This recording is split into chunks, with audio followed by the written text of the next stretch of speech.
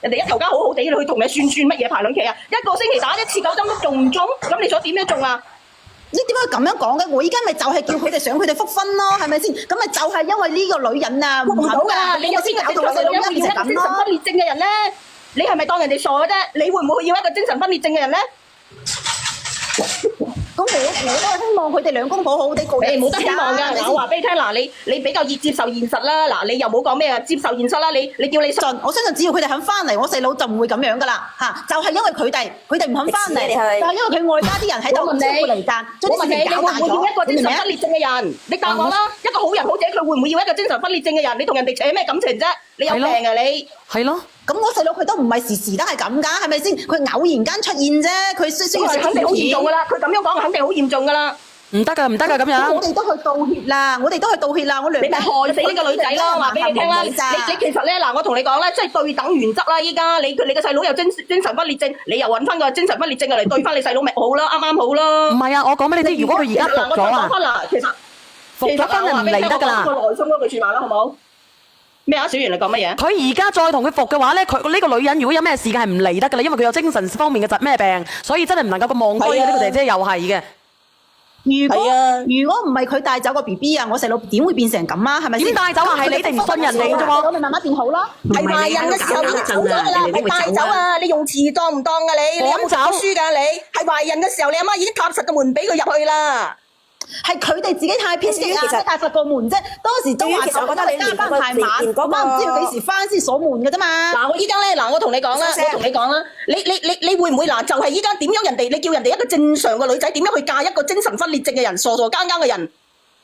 咁你點樣去嫁？我話俾你聽，你做人都冇咁毒啦，你去嫁啦，咁樣去嫁一個神神經經嘅人，你嫁俾我睇下，你做人做得咁毒嘅你啊！嗱，我同你講啦，如果佢當時一早應承去做嗰咩養水村咩次，咁咪冇事咯，係咪先？如果一早啊，你唔會同人哋呢排運位啊，你就冇事發生。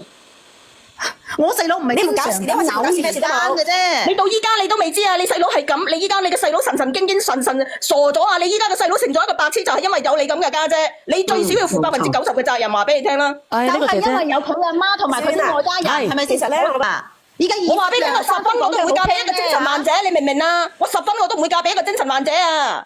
嗱，其實佢冇事，都話偶然間。唔係，你聽我講，如果佢冇事嘅，本來我哋一直係咁樣嘅，我唔理佢有冇精神性疾病，最起碼佢家人對我好嘅，我可以一直過。但你冚家人都對人哋咁差嘅，冇錯。嗱，我話俾你聽，小圓佢講得咁嘅説話已經好嚴重噶啦，話俾你聽，入得青山嗰隻噶啦。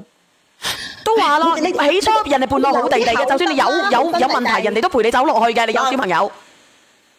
嗱，一米呢個嗱，我咁樣講你，我唔知你聽唔聽得明啦。我嘗試下咁樣講，你睇下你聽唔聽得明？唔跟你哋姓呢個仔一樣係你哋屋企嘅子孫嚟嘅。跟邊個姓有乜所謂？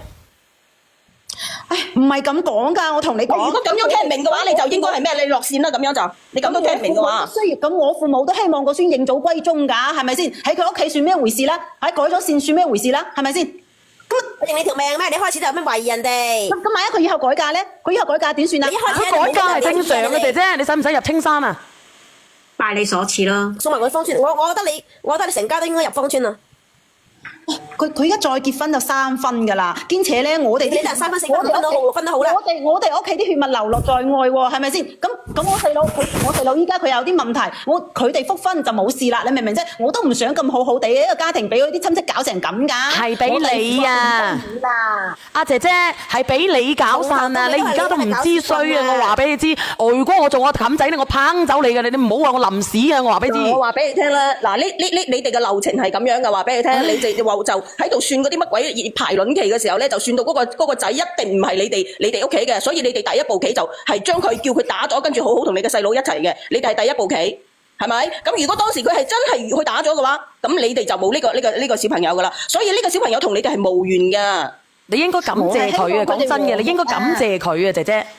或者你唔感謝佢，你後代都冇埋啊！係佢堅持啫，我講俾你知。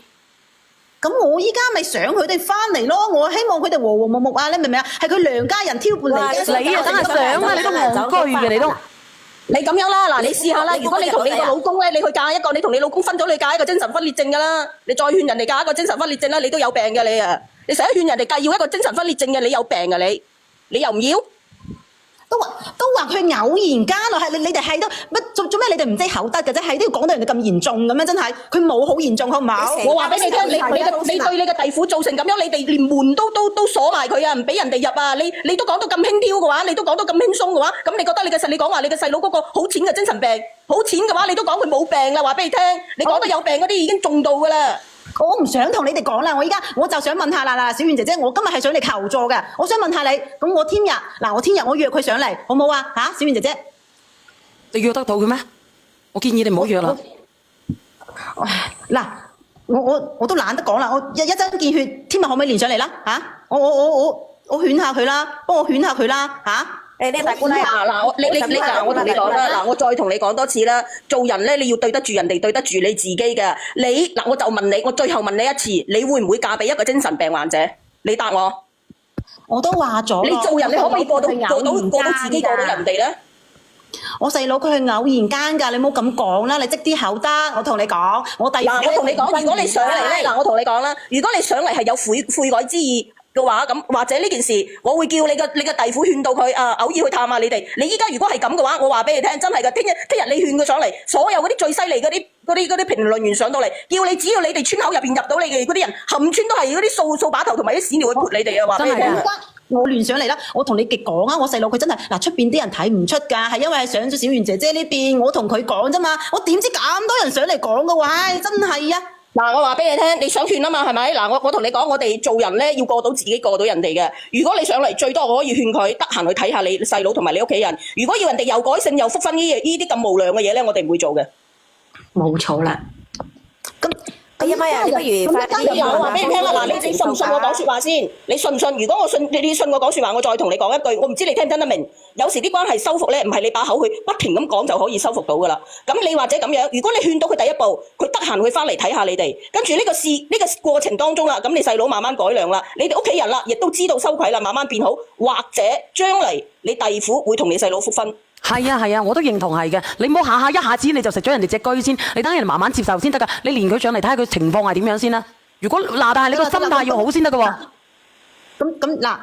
咁我落去先，我叫我弟婦咧，聽日連上嚟你直播間一針見血，你都上嚟啊嚇！係啊，但係你唔可以監人哋㗎，話俾你聽啊！你監人哋嘅，我又要監翻你㗎，話俾你聽啊！係啊，只可以我話俾你聽，我可以勸到佢咧，得閒去睇下你哋。